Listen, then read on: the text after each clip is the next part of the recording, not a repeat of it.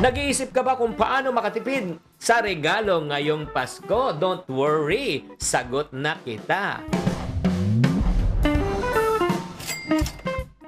Hi there, this is Chinkitan, your pambansang wealth coach. Okay, pag-usapan po natin bakit mahalaga na maging practical sa pagre-regalo. Alam mo, yes, ang Pasko ay pagbibigayan. Pero kailangan po nating isipin na wag naman sana maubos ang ating ipon. Ang tamang regalo po ay mula sa puso, hindi po sa presyo, ha? So ano gagawin po natin? Ito, bigyan kita ng magagandang tips. Number 1, DIY gifts. Kung mahilig ka gumawa ng mga magagandang homemade, masasarap na homemade cookies, 'di ba? Or if not naman, yung ikaw marunong ka mag-bake, marunong ka magluto, 'yan ang gawin mo, contribution na lang 'yun, 'di ba? Or if not naman, personalized things, personalized mugs. Kung gusto mo, magaling ka mag-gansilyo, 'di ba? Meaningful paggaling personal. Number 2, pagbigay po tayo ng mga essential items, practical ba? Eco bags, reusable water jug, 'di ba? Planners, nako.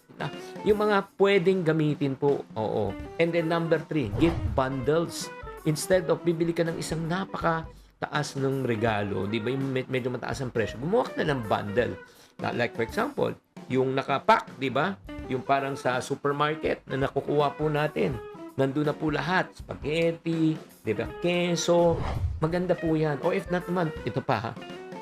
Kung teki ang pagbibigyan mo, pwede ka magbigay ng mga digital gifts.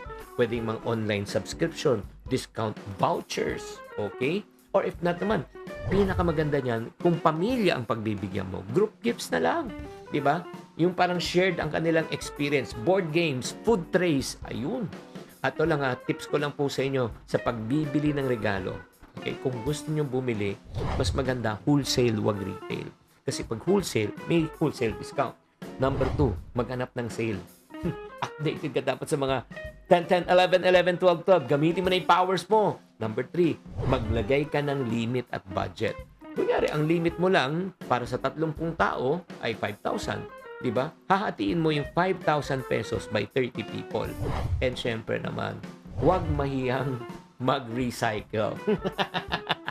Oo, hindi. Kasi diba, may mga iba na hindi mo naman nagagamit. Diba? Unused item sa bahay.